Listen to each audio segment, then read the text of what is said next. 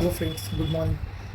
तो जैसा कि हम लोग पीजीटी बायोलॉजी के लिए लेक्चर सीरीज स्टार्ट कर रहे हैं और जितने भी एग्ज़ाम्स हुए हैं केवीएस के, एनवीएस के और डीएसएसबी के हो गए, हरियाणा पीजीटी का हो गया, मैं कोशिश करूँगा कि सभी के सभी जो पेपर्स हैं पीजीटी बायोलॉजी के, मैं उनको आपके सामने सॉल्व करके विथ रिलेटेड टू बुक्स की कौन सी बुक से क्वेश्चन आया हुआ है, जीआरबी से आया हुआ है या सीएसआईआर नेट के सिलेबस से भी एक दो क्वेश्चन कभी कभी आ जाते हैं, या फिर एनसीईआरटी से रखा हुआ है, किससे रखा हुआ है, ये हम इस लेक्चर सीरीज़ में पूरे क्वेश्चंस सॉल्व करेंगे, प्रीवियस ईयर के क्वेश्चन सॉल्व करेंगे और कुछ नए टॉपिक्स आपको बताएंगे कि जो इंपॉर्टेंट टॉपिक हैं उनको किस तरीके से सही से पढ़ा जा सकता है और उनको अच्छे से कैसे किया जा सकता है। तो इन सब के बारे में हम इस लेक्चर सीरीज़ में समझेंगे। तो जैसा कि अभी हम यहाँ पर जो पेपर सॉल्व करने जा रहे हैं वो एनवीएस 2022 का पीजीटी बायोलॉजी का पेपर है और उसे हम आज सॉल्व करने जा रहे हैं, जिसमें पहला क्वेश्चन देखते हैं कि क्या कह रहा है। तो जैसा कि आप देख पा रहे हैं कि पहला क्वेश्चन कह रहा है कि ये the sales with dense cytoplasm, पहला इंडिकेशन इसने यही दे दिया है कि डेंस साइटोप्लाज्म है। लॉट्स ऑफ प्लाज्मोडेस्मेटल कनेक्शन, यानी कि प्लाज्मोडेस्मेटल कनेक्शन, यानी कि अगर हम प्लांट सेल यहाँ पे ड्रॉ करें तो प्लांट सेल को अगर ड्रॉ करें तो उसके बीच में एक सेल से दूसरे के सेल के बीच में कुछ कनेक्शंस होते हैं। हालांकि इसमें आप ऐसे 3D डायग्राम में देख सकते हैं और इस तरीके से दो सेल जैसे बनी है। तो यहाँ पर ये जो दिख रहा है ये प्लाज्मोडेस्मेटा है। ये क्या है? प्लाज्मोडेस्मेटा। ओके, तो प्लाज्मोडेस्मेटल कनेक्शन भी बहुत सारे हैं, ठीक है, पड़ोस की सेल से यानी कि नेबरिंग सेल। और विदाउट एनी डिसर्नेबल वैक्यूल, मतलब बिना वैक्यूल के ये जो सेल्स हैं बिना वैक्यूल की होती हैं या ना के बराबर वैक्यूल होती है, नेग्लिजिबल होती है। ये कैरेक्टरिस्टिक कौन सी सेल की प्रॉपर्टीज़ है? तो सबसे पहले जिन्होंने एनसीईआरटी पढ़ी है वो भी कर सकते हैं इसको, और जो एक्स्ट्रा पढ़े हैं, जो नेट सेट क्वालिफाइड हैं, वो भी कर सकते हैं इसको, वो तो आसानी से कर लेंगे, कोई दिक्कत नहीं। तो इसमें आप प्रोटोप्लाज्म देख रहे हैं, डेंस प्रोटोप्लाज्म, और यहाँ पर वैक्यूल नहीं होती है। तो सबसे इंपॉर्टेंट बात, रूट कैप रीजन में मेरिस्टेमेटिक सेल, ये मेरिस्टेमेटिक सेल की बात कर रहा है। अगर हम यहाँ पे बताएं तो यहाँ पर रूट कैप, मैंने एनसीईआरटी से डायग्राम लिया हुआ है और एक हिंट यहाँ पर दिया हुआ है कि मेरिस्टेमेटिक सेल की प्रॉपर्टीज़ क्या होती हैं। वेरी एक्टिव, डेंस साइटोप्लाज्म होता है, थिन सेलुलोज वॉल, क्योंकि अगर सेलुलोज ज़्यादा मोटा हो जाएगा, बहुत ज़्यादा सेल वॉल अगर मोटी हो जाएगी तो सेल डिवाइड नहीं कर सकती है, यानी कि उसके लिए सेल कैसी होनी चाहिए? सेल वॉल पतली होनी चाहिए। तो इसके बाद प्रोमिनेंट न्यूक्लियस थोड़ा बड़ा होता है। इसके बाद लैक ऑफ वैक्यूल, यानी कि वैक्यूल नहीं होती है, और मैनी प्लाज्मोडेस्मेटा। ये प्रॉपर्टीज़ जो हिंट मैंने दिया है ये किसका है? मेरिस्टेमेटिक का, मेरिस्टेमेटिक सेल का। तो रूट कैप जोन में मेरिस्टेमेटिक सेल नहीं है। इसके बाद मैचुरेशन जोन में मैच्योर सेल है, तो ये भी हमारा ऑप्शन नहीं है। इसके बाद रीजन ऑफ इलोंगेशन, यानी कि यहाँ पर जो आप जानते हैं कि रूट कैप के ऊपर अगर हम रूट के जोन देखें तो रूट में हमारे पास सबसे पहले रूट कैप होता है, रूट कैप। उसके बाद सेकेंड नंबर पे मेरिस्टेमेटिक जोन होता है, मेरिस्टेमेटिक जोन। तीसरे नंबर पर होता है हमारा इलोंगेशन जोन, और चौथे नंबर पर होता है मैचुरेशन जोन। ये एनसीईआरटी में दिया हुआ है। एनसीईआरटी, क्योंकि एनवीएस पीजीटी और केवीएस पीजीटी में आपको एनसीईआरटी तो पढ़ना ही है, एक्स्ट्रा बुक भी पढ़ना है। इस लेक्चर सीरीज़ में हम देखेंगे, इस क्वेश्चन सीरीज में देखेंगे कि कितने हमें एक्स्ट्रा पढ़ने की ज़रूरत है। तो मैचुरेशन जोन में ही आप देखते हैं रूट हेयर्स यहाँ पर होते हैं, तो these are the root hair. एक सेकंड, यहाँ पर लिख नहीं रहा, रूट हेयर, यहाँ पर वाटर एब्जॉर्प्शन। तो जो इलोंगेशन जोन है, यहाँ पर सेल क्या हो रही होती हैं? मेरिस्टेमेटिक से इलोंगेट होकर के मैच्योर हो रही होती हैं। तो ये भी हमारा आंसर नहीं होगा, हमारा आंसर होगा region of meristematic activity. Clear? तो यहाँ पर जो एनसीईआरटी पढ़ रहे हैं, जो जीआरबी पढ़ रहे हैं, जो रमेश गुप्ता है, कोटपाल पढ़ रहे हैं, वो सब लोग कर लेंगे, ठीक है। अगला क्वेश्चन देखते हैं। सेकेंड क्वेश्चन हमारे पास ये सामने आ गया। अब सेकेंड क्वेश्चन को देखें। जैसे एनसीईआरटी ने अभी फिलहाल इस फैमिली को, जैसे ये जो डायग्राम है, इस क्वेश्चन को थोड़ा सा टफ बनाने की कोशिश की है। Choose the correct option from the following flower have following floral diagram. तो जो आप ये डायग्राम देख रहे हैं ये फ्लोरल डायग्राम है, ठीक है, फ्लोरल डायग्राम है। अब हमें पता है कि ये फ्लोरल डायग्राम मालवेसी फैमिली का है। किसका है? मालवेसी का। सभी को पता है कि मालवेसी फैमिली का है, जैसे ही देखेंगे वैसे पता लग जाएगा। तो अब अगर हम देखें यहाँ पर मालवेसी फैमिली, तो दोस्तों मतलब ये आपको पता होगा कि मालवेसी फैमिली अभी एनसीईआरटी में नहीं है। तो अब फैमिली पूछता है तब कोई दिक्कत नहीं है, बच्चे तुरंत, या जो स्टूडेंट है तुरंत करियर, तुरंत इसको क्लिक करता। लेकिन यहाँ पर उसने क्या पूछा है? यहाँ पर उसका एग्जाम्पल दे दिया है। यहाँ पर अगर हम देखें तो उसका एग्जाम्पल दे दिया। तो मैंने हिंट के लिए यहाँ पर दिखाया है कि जैसे ट्राइफोलियम क्वेश्चन में ऑप्शन में दिया था ट्राइफोलियम, तो ये फैबेसी फैमिली का, ये मैंने अपने आप से लिखा है ताकि आप उसको नोट्स में नोट कर लें। ट्राइफोलियम जो है फैबेसी फैमिली का है, लेग्यूमिनेसी की सब फैमिली। इसके बाद विथानिया सोलेनेसी फैमिली का है, तो ये भी हमारा ऑप्शन नहीं होगा, मतलब ये भी ऑप्शन नहीं, ये भी ऑप्शन नहीं, ठीक है। अब एलियम सीपा जो है वो मालवेसी फैमिली का है, वो मालवेसी का है एलियम सीपा। और इसके बाद ब्रासिका कंप्रेस्टिस, तो आप जानते हैं ब्रासिकेसी फैमिली या क्रूसीफेरी फैमिली का है, तो इसका करेक्ट आंसर होगा एलियम सीपा। और ये डायग्राम यहाँ पर मैंने हिंट भी दिया हुआ है, Allium sativum, Allium cepa, Astragalus, Convallaria, aloe, vera सब जितने भी एग्जाम्पल हैं वो मालवेसी फैमिली को बिलोंग करते हैं। तो यहाँ पर क्वेश्चन को थोड़ा टफ बनाने की कोशिश की गई है, डायरेक्ट फैमिली ना देकर के फैमिली का एग्जाम्पल दिया है और फिर पूछा गया है कि ये डायग्राम किसका है, ठीक है। ओके, तो मतलब ये प्याज और लहसुन जो आते हैं वो सब इसी में आते हैं, तो ये उसी फैमिली का है। ओके, नेक्स्ट क्वेश्चन पे चलते हैं। थर्ड क्वेश्चन हम देखें, थोड़ा सा मतलब और टफ बनाने की कोशिश की गई इस क्वेश्चन को, तो जिन्होंने थोड़ा अब MSc पढ़े हैं तो MSc में तो थोड़ा बहुत बताया जाता है, तो ये कर ही लेंगे। अब देखिए क्या लिखा है कि फॉलोइंग फीचर दिए हैं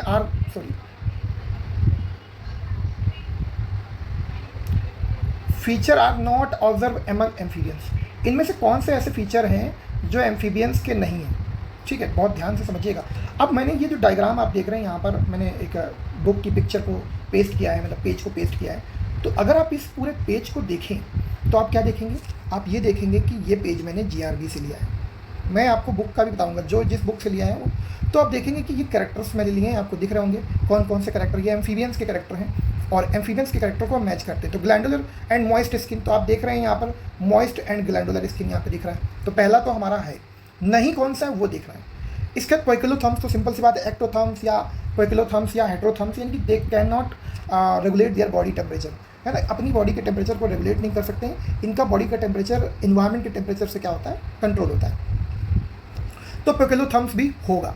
नॉन प्रोट्रसिबल टंग, अब इसमें अगर आप देखें तो यहाँ पर एक देखेंगे कि टंग क्या लिखा है, प्रोट्रसिबल लिखा है, यहाँ पर टंग प्रोट्रसिबल, इसका मतलब ये एम्फीबियन का कैरेक्टर नहीं है। और वही नॉट पूछा है, ध्यान रखना है, ये नॉट पूछा है, ठीक है। तो हमारा पहले तो सी नहीं होगा, तो सी कौन कौन से ऑप्शन में है, ए और सी। अब देखो यहाँ पे हमें कॉमन सेंस लगाने की जरूरत होती है तुरंत अगर करेक्ट करना है, तो ए और सी, ए तो है, ये तो हो नहीं सकता है, बी और ई हो नहीं सकता है, सी और ई ये ऑप्शन हो सकता है, और डी और ई, यानी कि सी जिसमें सी दो में, एक ए में, एक फर्स्ट ऑप्शन में, एक थर्ड ऑप्शन में। तो अब बात आती है कि फर्स्ट ऑप्शन में ए भी, तो कॉमन सेंस की बात है कि ए तो है नहीं, तो अब पक्का 100% आंसर हमारा हो जाएगा सी। और ई नंबर देख लीजिए, ई नंबर क्या कह रहा है, हार्ट इज़ 2 चैम्बर, जबकि गलत है, हार्ट जो होता है इनका 3 चैम्बर होता है। कोई भी कहीं भी आप देखेंगे तो इसका हार्ट 3 चैम्बर होता है। अब इसमें हो सकता है देख लीजिएगा दिया है कि नहीं, यहाँ पे दिया हुआ है, यहाँ पर हार्ट 3 चैम्बर है, जिसमें 2 ऑरिकल और एक वेंट्रिकल होता है, और 2 एक्स्ट्रा चैम्बर भी होते हैं, एक ट्रंकस आर्टियोसस और साइनस वेनोसस, ठीक। तो वो डिटेल में एक मतलब 2 एक्स्ट्रा चैम्बर होते हैं, एक ट्रंकस आर्टियोसस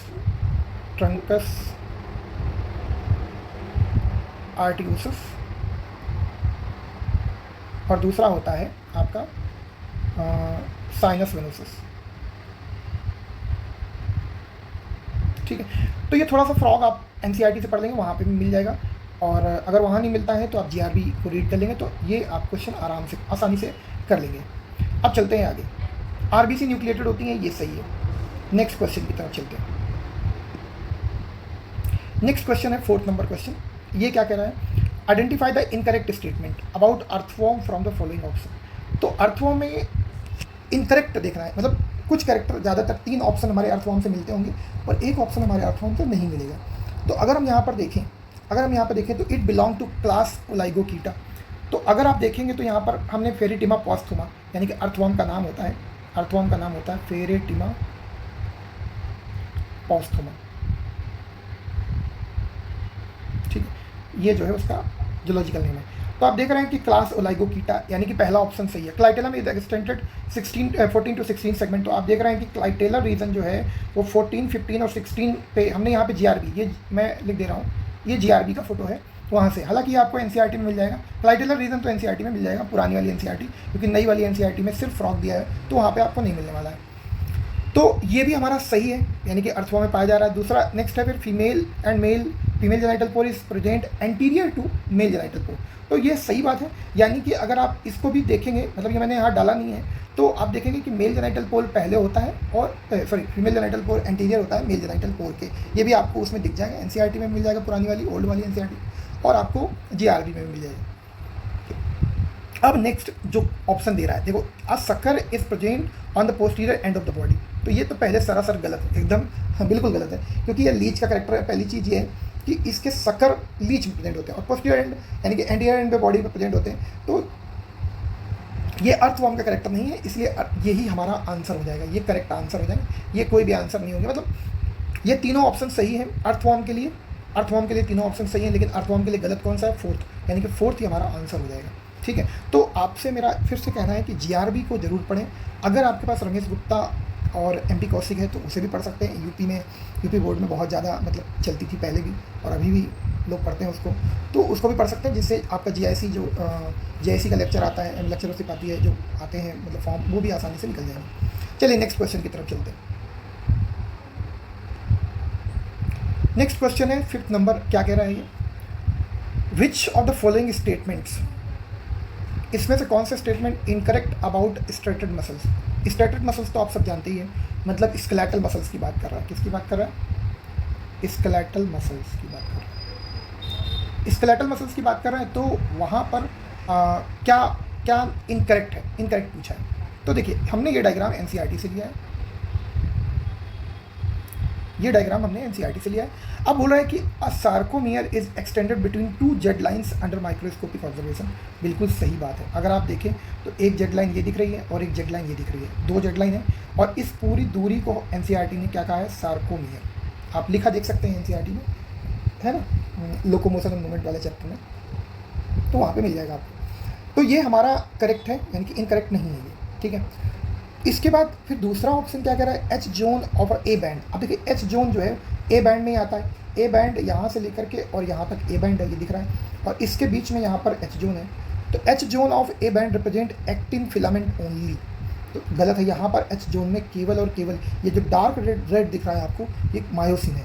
जबकि आप देखेंगे कि यहाँ पर जो जेड लाइन से जुड़ा हुआ है वो एक्टिन है। तो डार्क रेड वाला जो है वो सब मायोसिन है। तो इसका मतलब ये ऑप्शन इनकरेक्ट है, ये हमारा आंसर में हो सकता है, मतलब हो सकता है। अभी आप थर्ड ऑप्शन पढ़ेंगे। A band is of the sarcomere represent only myosin, ये थोड़ा सा यहाँ पर गलत है। ओनली मायोसिन ठीक है, ए बैंड में मायोसिन होता है, ए बैंड में मायोसिन, लेकिन ओवरलैप होता है एक्टिन भी वहाँ पर है। अगर आप देखें ए बैंड को, तो यहाँ से स्टार्ट हो रहा है, तो आप देख पा रहे हैं कि ये वाला जो दिख रहा है वो एक्टिन है, और डार्क रेड वाला क्या दिख रहा है? मायोसिन। ठीक है, तो इसीलिए ओनली मायोसिन नहीं यहाँ पे होना चाहिए। अगर मायोसिन बोलता भी तो कोई दिक्कत नहीं, एनसीईआरटी में लिखा है कि A band represent the myosin, only नहीं। तो यहाँ पर बी और सी सबसे करेक्ट ऑप्शन है। ठीक है, यानी कि बी और सी दोनों इनकरेक्ट है, तो यही हमारा ऑप्शन हो जाएगा। क्लियर? चलिए नेक्स्ट क्वेश्चन पे चलते हैं।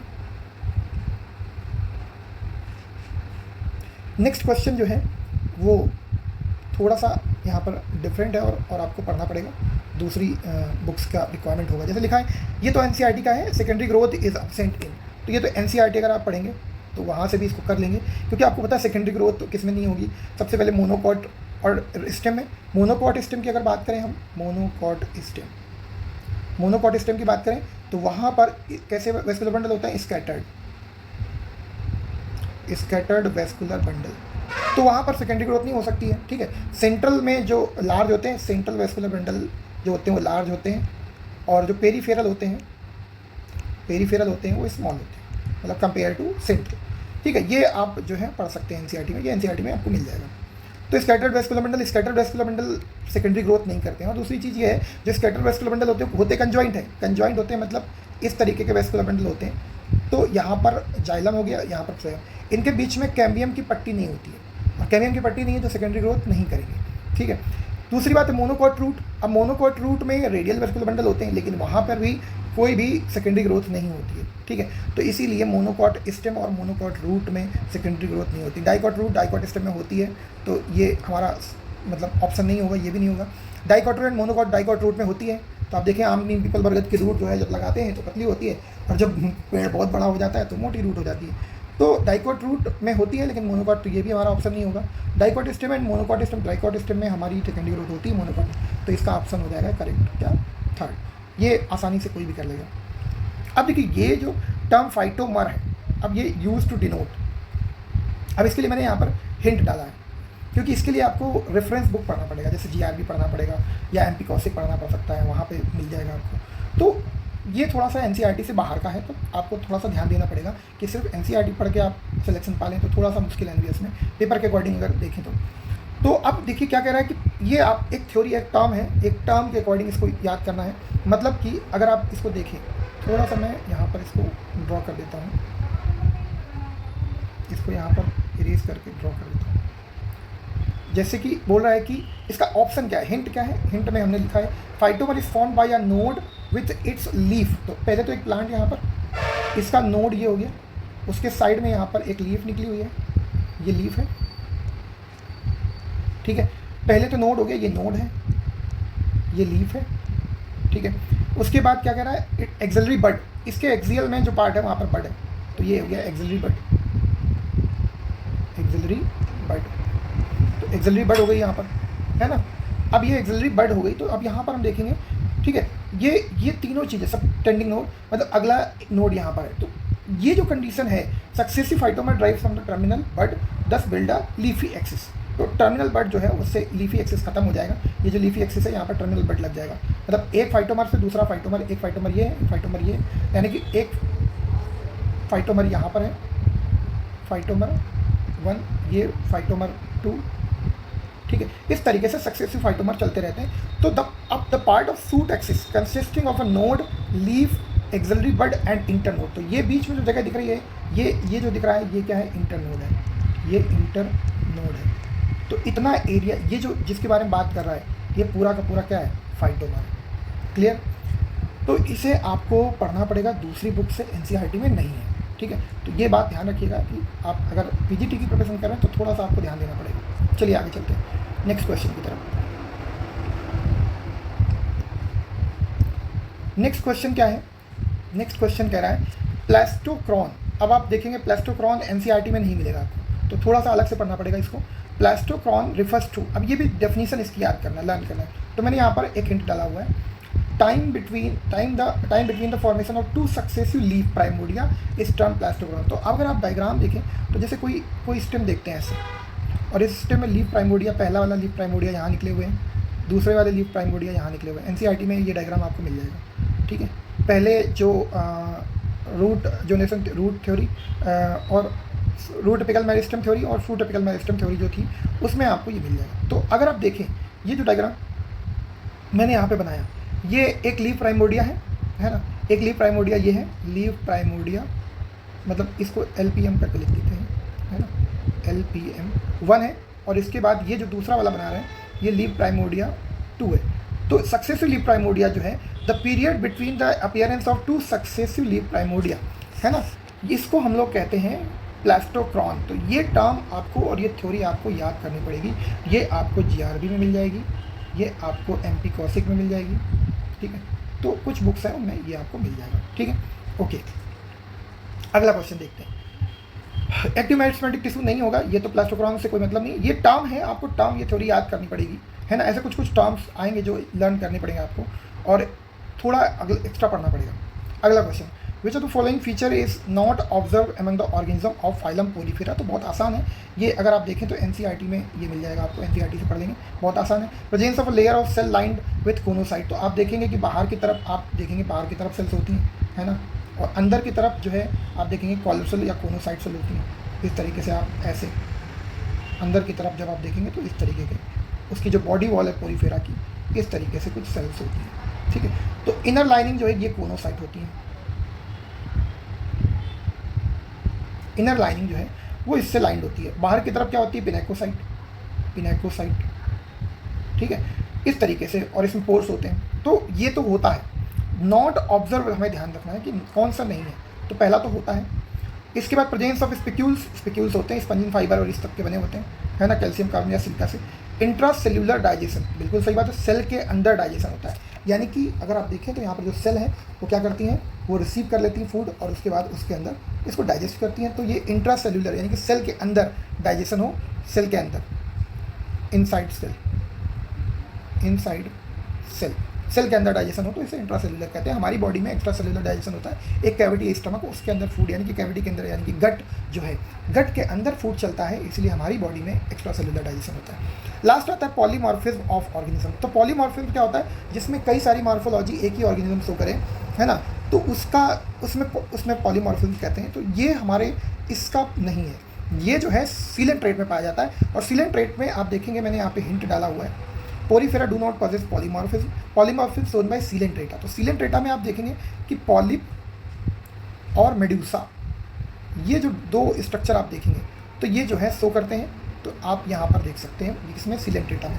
पॉलिप और मेड्यूसा के स्ट्रक्चर वहाँ पे देख सकते हैं, और ये इसीलिए इसको हम पॉलीमॉर्फिज्म कहते हैं, वो शो करते हैं सीलेंट्रेट। पोरीफेरा ऐसा कुछ नहीं करते हैं। तो ये ऑप्शन हमारा इनकरेक्ट है, जो करेक्टर नहीं है किसका, पोरीफेरा का। ओके,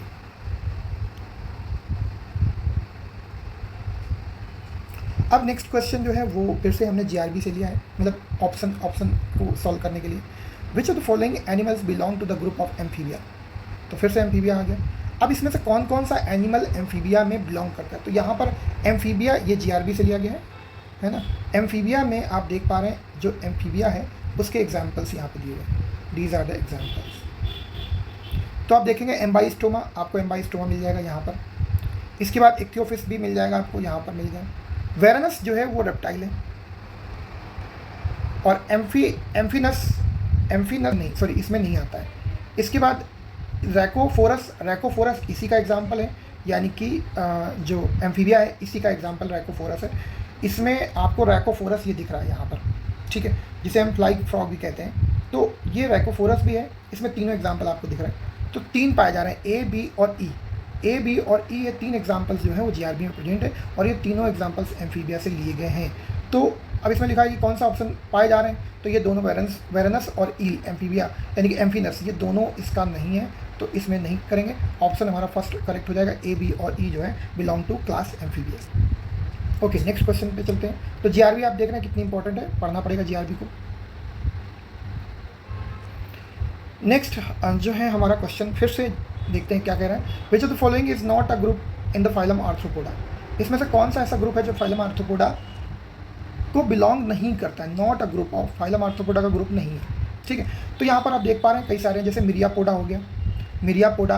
अब आप इसमें देखेंगे कि मिरियापोडा क्लास किसकी है, आर्थ्रोपोडा की, तो ये है। इसके बाद फिर देखेंगे चेलिसिरेटा, तो चेलिसिरेटा भी इसी का है, सब फाइलम चेलिसिरेटा आप देख पा रहे हैं, ये भी आर्थ्रोपोडा का है, ये आर्थ्रोपोडा का, मैंने फाइलम आर्थ्रोपोडा को दिखाया है यहाँ पर। फिर इसके बाद सिफेलोपोडा, ये मोलस्का का है, सिफेलोपोडा, सिफेलो मतलब हेड, पोडा मतलब ऑक्टोपस आता है इसमें, तो मोलस्का का है ये।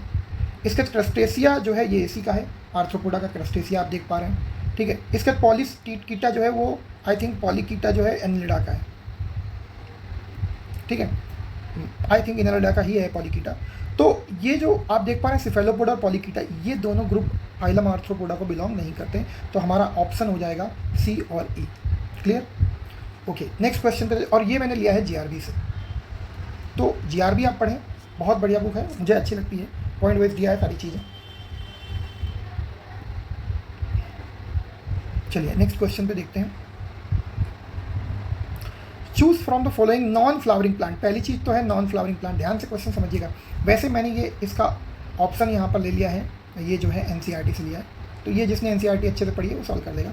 नॉन फ्लावरिंग प्लांट मतलब कि आप, नॉन फ्लावरिंग प्लांट तो है ही, that exhibit heteromorphic diplohaplontic life cycle, मतलब डिप्लोहैप्लॉन्टिक यानी कि कुछ उसका जो डोमिनेंट फेज है वो डिप्लॉयड है और कुछ उसका फेज जो है हैप्लॉइड है, ठीक है। बोथ ये लाइन बड़ी इंपॉर्टेंट है कि बोथ जनरेशन, क्योंकि यहाँ पर डिप्लोहैप्लॉन्टिक आपका जो है टेडोफाइट भी है, जिम्नोस्पर्म भी है और एंजियोस्पर्म भी है।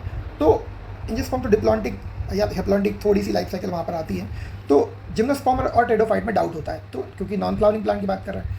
तो both generation have independent existence, दोनों जनरेशन जो है उनका इंडिपेंडेंट एग्जिस्टेंस होना चाहिए, मतलब कि गैमेटोफाइट का को ये भी इंडिपेंडेंट होना चाहिए, और जो स्पोरोफाइट है, स्पोरोफाइट वो भी इंडिपेंडेंट होना चाहिए। तो दोनों इंडिपेंडेंट होना चाहिए। और ये किस में होता है, तो सिंपल सी बात है, जैसे ही हम आप पढ़ेंगे तो तुरंत यहाँ पर निकल के आता है कि ये जो पाया जाता है ये कहाँ पाया जाता है, टेरिडोफाइट में। अब टेरिडोफाइट देखो लिखा है यहाँ पर, sporophyte represent by a dominant independent photosynthesis vascular plant body, पहली बार वेस्कुलर प्लांट यहीं आते हैं। The alternate multi cellular sporophytic autotrophic independent but short life haploid gametophyte. तो देखो गैमेटोफाइट भी इसका क्या है, इंडिपेंडेंट है, और स्पोरोफाइट भी इंडिपेंडेंट है। तो दोनों बातें यहाँ पर निकल के आ रही हैं। तो हमारा जो ऑप्शन होगा, अब देखो यहाँ पर डायरेक्ट उसने टेरिडोफाइट नहीं दिया, टेरिडोफाइट का एग्जाम्पल पूछ लिया है। तो फ्यूनेरिया मार्केंसिया होगा नहीं, ये किसी भी हालत में नहीं होगा। मार्केंसिया एडियंटम है टेरिडोफाइट, लेकिन मार्केंसिया नहीं है, तो ये भी नहीं होगा। टेरिस और लाइकोपोडियम ये दोनों क्या है, टेरिडोफाइट है, तो ये ऑप्शन हमारा करेक्ट होगा। ड्रायोप्टेरिस हमारा टेरिडोफाइट है, लेकिन एंथोसेरस मॉसिस है, तो ये भी हम नहीं लेंगे। तो इसीलिए ये ऑप्शन हमारे इसमें करेक्ट हो जाएगा, थर्ड ऑप्शन। नेक्स्ट क्वेश्चन क्या है, ये भी एनसीईआरटी से है, इसको भी आसानी से सॉल्व कर सकते हैं। फ्लोरिडियन स्टार्च हैज़, एक second, Floridean starch has similar structure to. तो पुरानी एनसीईआरटी जो पढ़ी है उनको समझ में आएगा कि ये पढ़ा हुआ है ना। तो फ्लोरिडियन स्टार्च मतलब ये रेड एल्गी की बात कर रहे हैं, रेड एल्गी मैंने हिंट दिया यहाँ पर। तो फ्लोरिडियन स्टार्च जो है वो रेड एल्गी में पाया जाता है, रोडोफाइसी जो है उसमें, और similar to amylopectin and glycogen. तो ये फ्लोरिडियन स्टार्च जो है वो एमाइलोपेक्टिन और ग्लाइकोजन में पाया जाता है। और ये आपको फ्लोरिडियन स्टार्च जो है एनसीईआरटी में जो एल्गी का चार्ट बना हुआ है वहाँ पर आपको मिल जाएगा। लेकिन ये एमाइलोपेक्टिन और ग्लाइकोजन के लिए आपको बुक्स रेफर करना पड़ेगा, जैसे जीआरबी पढ़ लेंगे या कोई और बुक्स भी पढ़ लेंगे, तो वहाँ पर आपको ये मिल जाएगा। चलिए नेक्स्ट क्वेश्चन की तरफ बढ़ते हैं। नेक्स्ट क्वेश्चन है थोड़ा सा फंगस से है, और मतलब इसको ध्यान देना पड़ेगा। तो late blight of potato cause by, ये तो सबको पता है कि लेट ब्लाइट ऑफ पोटैटो किससे होता है, फाइटोप्थोरा इन्फेस्टेंस। ये डायरेक्ट एग्जांपल हमारा, डायरेक्ट ऑप्शन दिया है, हम लोग जानते हैं कि फाइटोप्थोरा जो है इन्फेस्टेंस होता है उससे। लेकिन बाकी भी पढ़ना जरूरी है कि बाकी कोई क्वेश्चन आ जाए, बाकी कोई ऑप्शन पूछ ले, तब क्या करेंगे। तो जैसे अल्बुगो कैंडिडा से वाइट रस्ट होता है क्रूसीफर्स में, ठीक है। म्यूकोर मिस्डो जो है म्यूकोर माइकोसिस करता है, ठीक है। और मोनस्कस पुरपुरियस जो है आप जानते होंगे स्टैटिन, ये आप एनसीईआरटी में 12th की एनसीईआरटी में पढ़ सकते हैं। 12th की एनसीईआरटी माइक्रोब्स वाला chapter, microbes in human welfare, human welfare, उस चैप्टर में पढ़ सकते हैं। स्टैटिन जो है वो मोनस्कस पुरपुरियस से एक्सट्रैक्ट किया जाता है और ब्लड कोलेस्ट्रॉल लोवरिंग एजेंट है ये, ठीक है। कैसे करता है, एंजाइम को का इनहिबिटर बन जाता है, यानी कि कॉम्पिटिटिव इनहिबिटर, उससे ये, यानी कि ये जो स्टैटिन है ये एंजाइम का कॉम्पिटिटिव इनहिबिटर है, एंजाइम का कॉम्पिटिटिव इनहिबिटर है, कॉम्पिटिटिव इनहिबिटर। तो क्या होता है, एंजाइम के साथ ही बाइंड हो जाता है, सबस्ट्रेट बाइंड नहीं हो पाता है, इसीलिए जो है सबस्ट्रेट बाइंड नहीं हो पाता है, इसीलिए ये उसके साथ बाइंड होकर के कोलेस्ट्रॉल प्रोड्यूस नहीं होने देता है। हमारा ऑप्शन करेक्ट ऑप्शन हो जाएगा फाइटोप्थोरा इन्फेस्टेंस, इससे होता है late blight of potato. Okay, तो फंगस भी थोड़ा एडिशनल पढ़ने की जरूरत है। नेक्स्ट आता है, नेक्स्ट क्वेश्चन है प्रोफेज फर्स्ट, ठीक है, इज द लॉन्गेस्ट फेज, सही बात है, यानी कि मियोसिस की बात कर रहे हैं, प्रोफेज फर्स्ट की बात कर रहे हैं तो मियोसिस की बात ही कर रहे हैं, लिख भी रहा है। Of the following option which of the event do not occurs in this process, तो इस पूरे प्रोसेस में कौन सा इस प्रोफेज फर्स्ट में नहीं होता है। तो आपको पता होना चाहिए प्रोफेज फर्स्ट जो है 5 स्टेप में बटी होती है, लंबा, जिराफ, पहुंचा, देहरा, दूर। तो लेप्टोटीन, इसके बाद जाइगोटीन, इसके बाद पैकेटीन, और उसके बाद डिप्लोटीन और डाइकाइनेसिस, ठीक है। तो ये स्टेप्स इसमें होते हैं। अब अगर हम बात करें यहाँ पर, तो ये 5 स्टेप्स में पाए जाते हैं। द बाइवेलेंट, अब देखिए बोल रहा है कि द बाइवेलेंट क्रोमोसोम जो होते हैं become arrange around the equator of the spindle attach bye centromere. कहने का मतलब ये जो डायग्राम है, ये जो कह रहा है, ये फर्स्ट पॉइंट जो कह रहा है वो मेटाफेज की बात कर रहा है। आप देख पा रहे हैं कि मेटाफेज फर्स्ट में सारे क्रोमोसोम कहाँ गए हैं, कहाँ गए, सेंटर में, यानी कि बाइवेलेंट अरेंज अराउंड इक्वेटर, मतलब जो यहाँ पे सेंटर होता है उसे इक्वेटर कहते हैं, इक्वेटर पर अरेंज हो गए, और सेंट्रोमियर जो आपका सेंट्रोमियर से जो स्पेंडल फाइबर है वो अटैच हो गए। ये मेटाफेज फर्स्ट की बात कर रहा है, जबकि वहाँ पर बोला गया है कि प्रोफेज फर्स्ट में क्या क्या होता है। तो homologous chromosome pair up, homologous chromosome का पेयर अप कहाँ होता है, जाइगोटीन में। जाइगोटीन का नाम ही है जाइगो, जाइगो मतलब पेयरिंग करना, जाइगो मतलब पेयरिंग करना। तो पेयरिंग होता है, homologous chromosome start repelling to each other, यानी कि होमोलोगस क्रोमोसोम जब एक दूसरे के साथ क्रॉसिंग ओवर कर चुके होते हैं तो डिप्लोटीन या डाइकाइनेसिस स्टेज में वो एक दूसरे को रिपल करते हैं, ठीक है। इसके बाद बाइवेलेंट जो है assume particular shape depending on the number of chiasmata. अब उनके चैज़मेटा जो है जहाँ पर ये क्रॉसिंग ओवर बना रह जाता है या जहाँ पर क्रॉसिंग ओवर होता है उनके प्लेस पे उसे चैज़मेटा कहते हैं। तो वो कैसे खिंचते हैं, जब यहाँ से रिपल होते हैं तो रिपल होने पर वो कैसे दिखते हैं उसी के अकॉर्डिंग, जैसे यहाँ पर इस तरीके से वो एक्स शेप स्ट्रक्चर बनाते हैं जिसे हम चैज़मेटा कहते हैं। तो जब ये हटते हैं तो वो किस तरीके का स्ट्रक्चर बनाते हैं वो डिपेंड करता है। तो ये सारा तीनों ऑप्शन, सेकेंड, थर्ड और फोर्थ, ये तीनों ऑप्शन होते हैं हमारे जाइगोटीन, इसके बाद डिप्लोटीन और डाइकाइनेसिस में। इन्हीं मतलब प्रोफेज का ही पार्ट है ये तीनों। लेकिन जो पहला ऑप्शन है हमारा वो मेटाफेज फर्स्ट का पार्ट है। तो हमारा कौन सा नहीं होगा, यहाँ पे पूछा डू नॉट अकर, ठीक है। तो ये हमारा फर्स्ट ऑप्शन करेक्ट हो जाएगा। इसके बाद नेक्स्ट क्वेश्चन की तरफ चलते हैं। अब जैसे कि नेक्स्ट क्वेश्चन देखते हैं। अगर हम नेक्स्ट क्वेश्चन यहाँ पर देखें तो the length of cell cycle is decided by various factor, यानी कि जो सेल साइकिल होती है, आपको पता होना चाहिए कि सेल साइकिल जो होती है वो किसी भी सेल डिवीज़न का 95% पार्ट टाइम अकेले लेती है। कोई भी सेल अगर 24 घंटे में, कोई भी सेल अगर एक सेल है मान लेते हैं, एक सेल है और वो 24 आवर्स में डिवाइड होती है, 24 आवर्स में डिवाइड हो रही, तो उसका अगर हम डिवीज़न करें तो आप देखेंगे कि 23 आवर्स जो होंगे वो उसके सेल साइकिल में लगेंगे और जो 1 आवर होगा वो डिवीज़न में होगा। ये आपने पढ़ा होगा, ठीक है, पढ़ा ही होगा, सिंपल सी बात है। Which of the following options is not correct for the same, मतलब इसके लिए सेल साइकिल को बहुत सारे वेरियस फैक्टर डिसाइड करते हैं, लेकिन इनमें से कौन सा फैक्टर ऐसा है जो सेल साइकिल को रेगुलेट नहीं करता या उससे उस पर सेल साइकिल पर कोई इफेक्ट नहीं पड़ता है। तो पहला हो गया टेम्परेचर। बिल्कुल, टेम्परेचर अगर बहुत ज़्यादा है तो कई बार बहुत ज़्यादा टेम्परेचर में म्यूटेशंस होते हैं। तो टेम्परेचर सेल साइकिल या एंजाइमेटिक एक्टिविटी या किसी भी एक्टिविटी के लिए बड़ा इंपॉर्टेंट है और ये सेल साइकिल के लिए भी इंपॉर्टेंट है। फूड अवेलेबिलिटी, यानी कि सेल अगर 1 से 2 बनने जा रही है तो फूड अवेलेबिलिटी है उसमें कि नहीं है, यानी कि कितना सोर्स ऑफ फूड उसमें प्रेजेंट है। ऑक्सीजन सप्लाई बहुत ज़रूरी है। स्टोरेज कैपेसिटी, यानी कि सेल के अंदर जो फूड, यानी कि कोई भी चीज़ कितनी स्टोर हो सकती है, यानी कि कितनी कम स्टोर हो सकती है या ज़्यादा स्टोर हो सकती है, इससे कोई मतलब नहीं है सेल साइकिल का। तो ये थोड़ा सा अलग क्वेश्चन है, ये जीआरबी में भी आपको नहीं मिलेगा और एनसीईआरटी में तो मिलेगा ही नहीं। तो इसके लिए रेफरेंस बुक एमपी कौशिक एक बार देख लीजिए और 1-2 बुक देख लीजिए। जो सीएसआईआर की तैयारी कर रहे हैं उनको तो ऑलरेडी पता होता है ये चीज़, तो ध्यान रखना पड़ेगा कि स्टोरेज कैपेसिटी जो है इसका ऑप्शन सही होगा। अगला क्वेश्चन देखते हैं।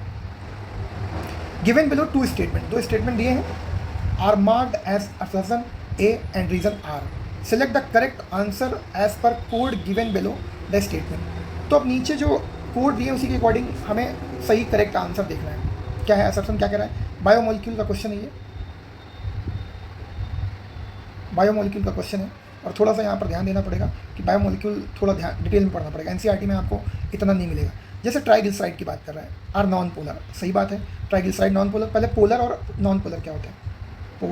पोलर मतलब जनरली हाइड्रोफिलिक होता है, हाइड्रोफिलिक होता है। और नॉन पोलर का मतलब क्या होता है?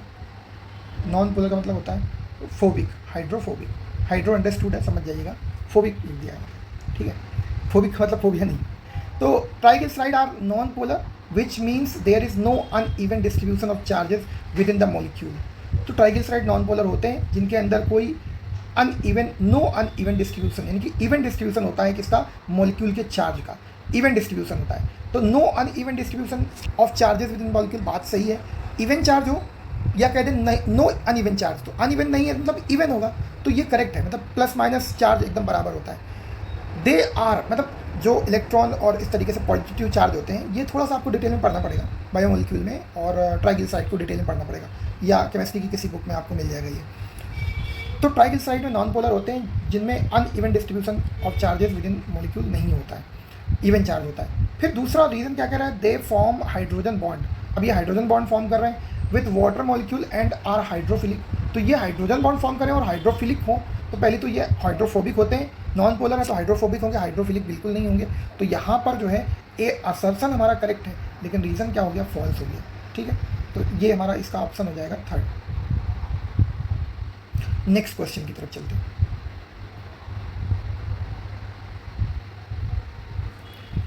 तो फिर से आप देख पा रहे हैं कि अगला क्वेश्चन जो है वो neural controlling coordination. Parkinson disease is caused by degeneration of the brain neurons, यानी कि पार्किंसन डिजीज जो होती है वो ब्रेन के न्यूरॉन्स के डीजनरेशन की वजह से होती है। Are involve in the movement control and they release, तो सबसे इम्पॉर्टेंट बात यह है कि पार्किंसन डिजीज़ में कुछ न्यूरॉन्स का डिग्रेडेशन होता है ब्रेन के, जिससे मूवमेंट कंट्रोल जो होता है वो डिस्टर्ब होता है। तो क्या रिलीज़ होता है वहाँ पर, तो यहाँ पर मैंने ऑलरेडी हिंट दे दिया, ये एनसीईआरटी में नहीं मिलेगा, जीआरबी में मिल जाएगा। इसके बाद एमपी कौशिक और रमेश गुप्ता में आपको थोड़ा सा हिंट मिल जाएगा इसके बारे में। तो सीधा सा है, पार्किंसन डिजीज़ होती है डिजनरेशन ऑफ नर्व सेल के डिजनरेशन से। ब्रेन का पार्ट कौन सा यूज़ होता है इसमें, सबस्टेनिया नाइग्रा, ये सब नोट करने के लिए यहाँ पर लिखा गया, ताकि आप जो है उस चीज़ को कभी भी वैसा क्वेश्चन आए तो कर लें।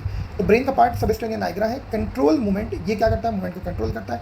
और losing the ability to produce dopamine, तो डोपामाइन रिलीज़ नहीं कर पाता, जिसकी वजह से जो बॉडी का मूवमेंट है, कंट्रोल है, वो नहीं हो पाता है। तो यहाँ पर क्या नहीं रिलीज़ हो रहा है, दे रिलीज़, मतलब क्या रिलीज़ करते हैं जिससे ये कंट्रोल होता है। तो यहाँ पर एसिटिलकोलिन नहीं करते हैं, नॉरएपिनेफ्रिन नहीं करते, गाबा भी नहीं करते, क्या करते हैं, डोपामाइन। तो करेक्ट ऑप्शन हो जाएगा डोपामाइन। यहाँ पर हिंट से देखना पड़ेगा, और आप जीआरबी भी पढ़ सकते हैं, और आप एमपी कौशिक भी पढ़ सकते हैं। एमपी कौशिक नहीं, रमेश गुप्ता, जो लॉजी का है क्वेश्चन, तो रमेश गुप्ता भी पढ़ सकते हैं। ठीक है, ओके। फिर नेक्स्ट क्वेश्चन की तरफ चलते हैं। A patient of diabetes mellitus, यानी कि एक जिसको शुगर जिसको कहते हैं, शुगर हो गया डायबिटीज़ मेलिटस, ठीक है। एक्सक्रीट ग्लूकोज इन यूरिन, मतलब उसके यूरिन में ग्लूकोज आ रहा है। When he is kept on a carbohydrate free diet, जबकि उसको डॉक्टर ने कार्बोहाइड्रेट फ्री डाइट बोला है, उसके बाद भी उसके यूरिन में ग्लूकोज आ रहा है। दिस इज बिकॉज अब अभी नहीं खा रहा ग्लूकोज, तो पहले तो खाया होगा, तो पहले खाया होगा तो बॉडी में स्टोर होगा। इसका मतलब अगर आप देखें, अमीनो एसिड आर, पहले दूसरा ऑप्शन देख लेते हैं, करेक्ट ऑप्शन तो यही है, amino acid are discharge in blood stream from liver. तो लीवर से अमीनो एसिड अगर ब्लड स्ट्रीम में डिस्चार्ज होंगे, तो अमीनो एसिड से या यूरिन में शुगर कैसे आ जाएगा, ग्लूकोज कैसे आएगा, तो ये तो ऑप्शन होगा नहीं। Fat are catabolize in the kidney, तो किडनी तो होगा नहीं, किडनी में फैट का मेटाबॉलिज्म या कैटाबॉलिज्म किडनी में नहीं होता है, लीवर में होता है, बीटा ऑक्सीडेशन। इसके बाद amino acid are catabolize in the kidney, तो ये भी गलत है। Glycogen from the muscles is release in blood stream, अब जो उसके बॉडी में ग्लूकोज पहले एक्सेस जमा हुआ है, ठीक है, जो एक्सेस ग्लूकोज जमा हुआ है वो क्या होगा, ब्लड स्ट्रीम में आएगा, ग्लाइकोजन से कन्वर्ट होकर के ग्लूकोज में, यानी कि ग्लाइकोजन जो है वो कन्वर्ट हो जाएगा ग्लूकोज में। तो और इस प्रोसेस को हम बोलते हैं, क्या बोलते हैं, ग्लाइकोजेनोलाइसिस, ग्लाइकोजेनोलाइसिस,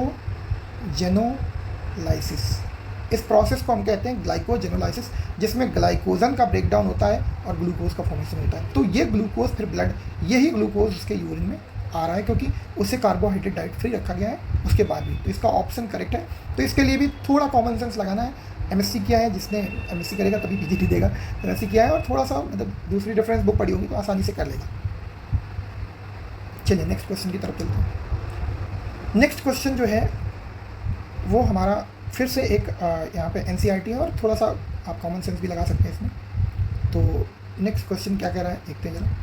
नेक्स्ट क्वेश्चन कह रहा है, which part of the human ear play no role in hearing. तो आपको पता है कि ईयर जो होते हैं, हमारे जो ईयर होते हैं, ईयर का जो मेन काम है तो वो तो हियरिंग होता है, ईयर हियरिंग तो करते ही करते हैं, लेकिन इसमें एक और ऑर्गन होता है जिसका काम बैलेंसिंग होता है,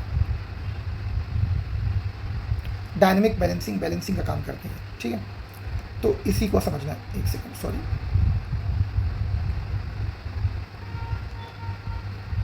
हियरिंग और बैलेंसिंग, बॉडी बैलेंसिंग, तो ये काम करते हैं। तो अब such but otherwise very important requirement है उसका। तो अब यहाँ पर दिया हुआ है एनसीईआरटी, ये मैंने एनसीईआरटी से लिया है, एनसीईआरटी से।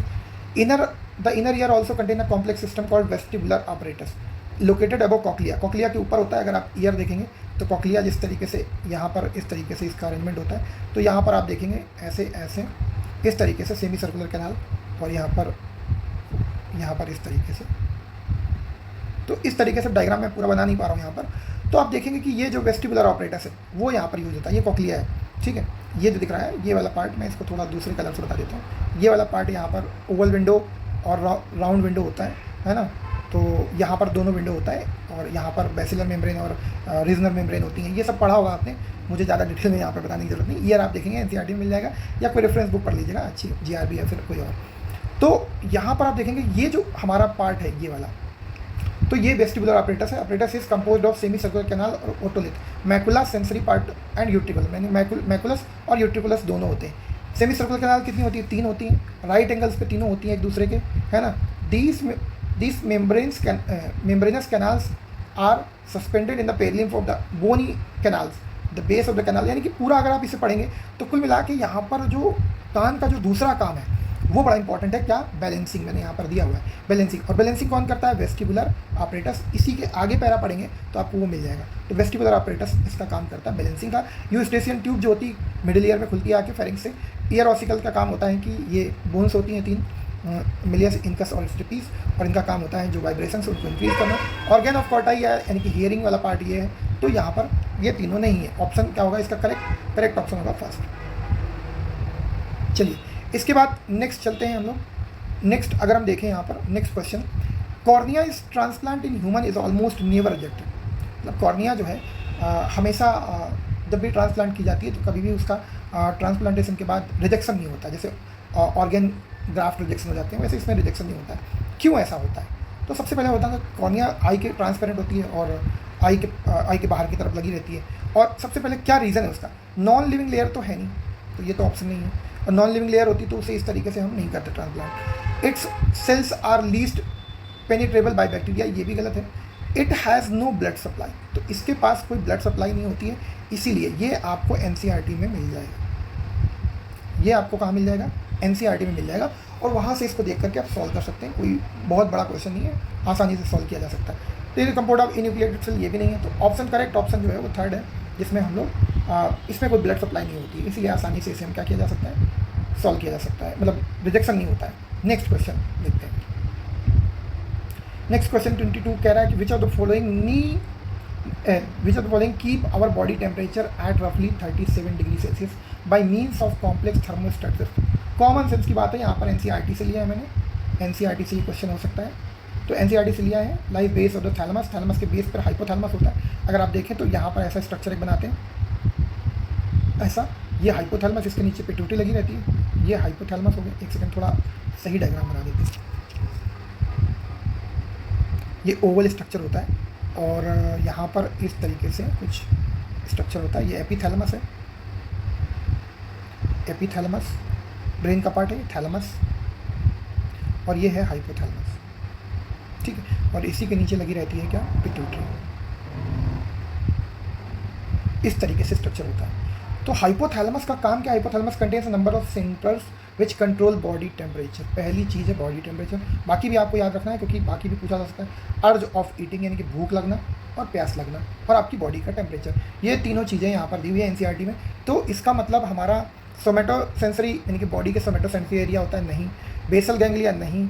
सेरिबेलम, सेरिबेलम तो ब्रेन का पिछला वाला पार्ट है, वो भी कंट्रोल नहीं, वो तो बॉडी को के मूवमेंट को कंट्रोल करता है, बॉडी के पोस्चर को कंट्रोल करता है। और अल्कोहल का सबसे ज़्यादा असर सेरिबेलम में ही होता है।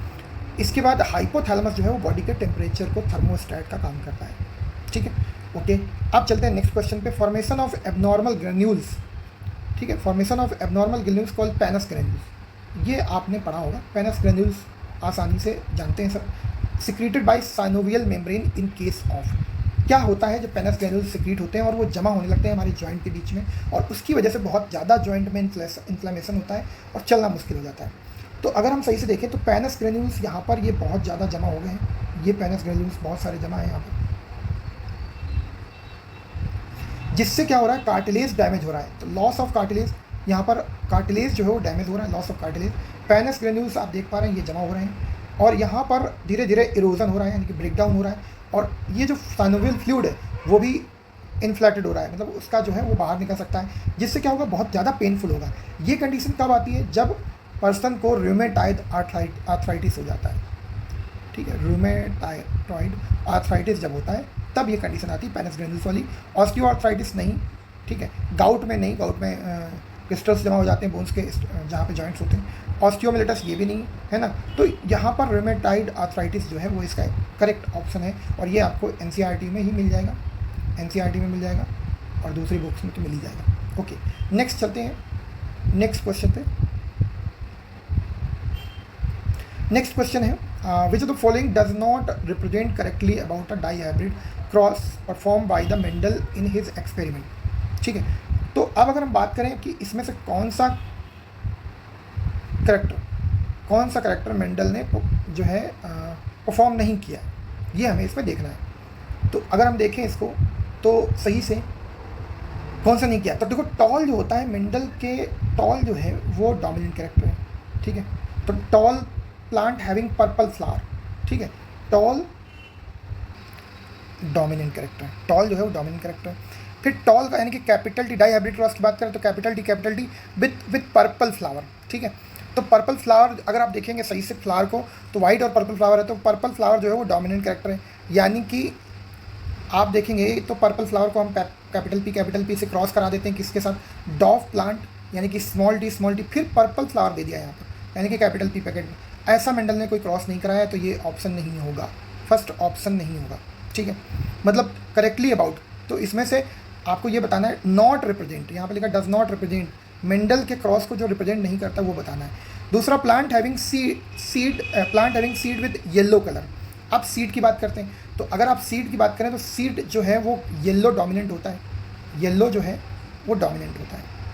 आप चार्ट देंगे एनसीईआरटी में मिल जाएगा। तो कैपिटल वाई का क्रॉस इसके साथ क्या लिया? येलो कलर का सीड लिया एंड रिंकल्ड शेप लिया। तो रिंकल्ड शेप मतलब स्मॉल आर, इसका क्रॉस किसके साथ कराया? Plant having seed with yellow colour and round shape. तो कैपिटल वाई और राउंड शेप कैपिटल आर। तो ये भी क्रॉस नहीं कराया मेंडल ने, इस तरीके का भी क्रॉस मेंडल ने नहीं कराया, तो ये भी हमारा ऑप्शन नहीं होगा, ये भी नहीं होगा जो यहाँ पर दिया है पहला वाला। तीसरे में देखते हैं प्लांट हैविंग इन्फ्लैटेड पॉड। तो इन्फ्लैटेड पॉड की बात करें तो अगर हम देखें इन्फ्लैटेड पॉड, इन्फ्लैटेड मतलब फुल जिसको बोलते हैं, तो इन्फ्लैटेड पॉड को हम कैपिटल मान लो आई से डिनोट करते हैं, या फिर फ्लैट बोल देते हैं इसको एफ से, कैपिटल एफ क्योंकि डोमिनेंट कैरेक्टर है ये। विथ ग्रीन कलर, यानी कि प्लांट विथ, अब देखिए ग्रीन कलर का सीड कलर नहीं बोला है, ये पॉड कलर बोला है, तो पॉड का ग्रीन कलर डोमिनेंट होता है, यानी कि ग्रीन का कलर मान लो कैपिटल जी का क्रॉस करा दिया। प्लांट हैविंग कंस्ट्रिक्टेड पॉड को आप स्मॉल एफ से डिनोट करेंगे, और क्या करेंगे कि येलो कलर जो है स्मॉल जी से, यानी कि ये क्रॉस मेंडल ने कराया, प्योर लाइंस को मैच करता है। ये डोमिनेंट कैरेक्टर है और ये रिसेसिव कैरेक्टर है, ये डोमिनेंट हो गया और ये हो गया रिसेसिव, तो ये मेंडल ने कराया, यानी कि सी हमारा सही है। और कौन सा नहीं रिप्रेजेंट करता है? इसका मतलब ए और बी ये दोनों जो है रिप्रेजेंट नहीं करते हैं, तो ये दोनों ऑप्शन जो है ना, ये दोनों ऑप्शन जो है वो नहीं होंगे, और इसका ऑप्शन करेक्ट यही होगा, आंसर यही होगा, ए और बी ऑफ द अबव, जो मेंडल के डाई हाइब्रिड क्रॉस को परफॉर्म नहीं करते हैं। क्लियर? ओके। तो अभी हमने 24 क्वेश्चन इसमें आ गए हैं। 25 क्वेश्चन का 25 करके 25 क्वेश्चंस करके मैंने सोचा है कि आपको 80 क्वेश्चंस अभी एनवीएस का 2022 का पेपर सॉल्व करेंगे। उसके बाद फिर हम केवीएस का 2022 का पेपर सॉल्व करेंगे, और उसके बाद फिर हरियाणा का भी, डीएसएसबी का भी हमारा मतलब कोशिश जारी है कि मैं कंटिन्यू धीरे धीरे आप लोग को पीजीटी बायोलॉजी के क्वेश्चन पेपर कहाँ से क्वेश्चन आया हुआ है, कि कितना डेप्थ में पढ़ना है, वो सारी चीज़ें आपको एक्सप्लेन करता जाऊँ और मैं बताता जाऊँ आपको। तो आप लेक्चर के साथ जुड़े रहें और क्वेश्चंस के साथ उसका डिटेल ज़रूर नोट करें, ताकि आपका काम ये नहीं है कि सिर्फ ऑप्शन पढ़ लेना है कि ठीक ऑप्शन पढ़ लेना है, उसमें 3 ऑप्शन और कौन से दिए हैं और वो कहाँ से लिए गए हैं वो भी ध्यान रखना है। तो थैंक यू।